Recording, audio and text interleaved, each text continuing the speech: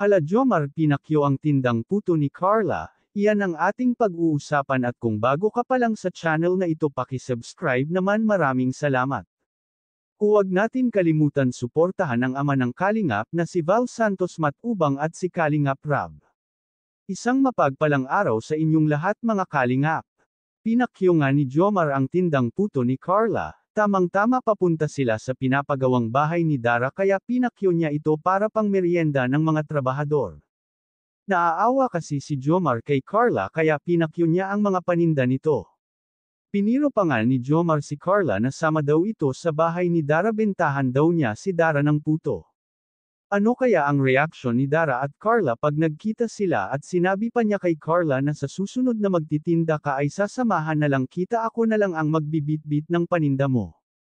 Pero syempre binibiro lang ni Jomar si Carla para hindi na nga ito mahiyain pag nakakaharap sila. Gusto ni Jomar na maging close silang dalawa ni Carla. Maraming ang viewers ang nagsasabi na hindi daw bagay si Carla at Jomar dahil matanda na daw itong si Jomar at si Carla ay bata pa. Pero katulad nga sa mga naririnig natin, age doesn't matter nga raw. Pero wala naman problema yan kung magkasundo sila. Pero syempre priority pa rin ni Carla ang makapagtapos ng pag-aaral. Pero kung si Jomar ang tatanungin, gusto lang niya pasayahin ang mga viewers.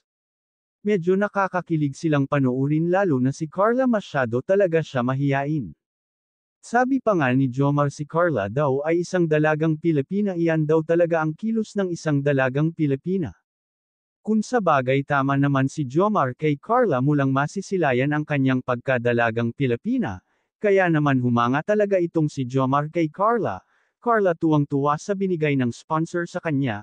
Binigyan siya ng kwentas at hikaw agad niya itong sinuot at sinabi pa ni Jomar na bagay sa kanya ang kwentas. Hanggang dito na lang ang update ko mga Kalingap, maraming salamat at God bless sa inyong lahat.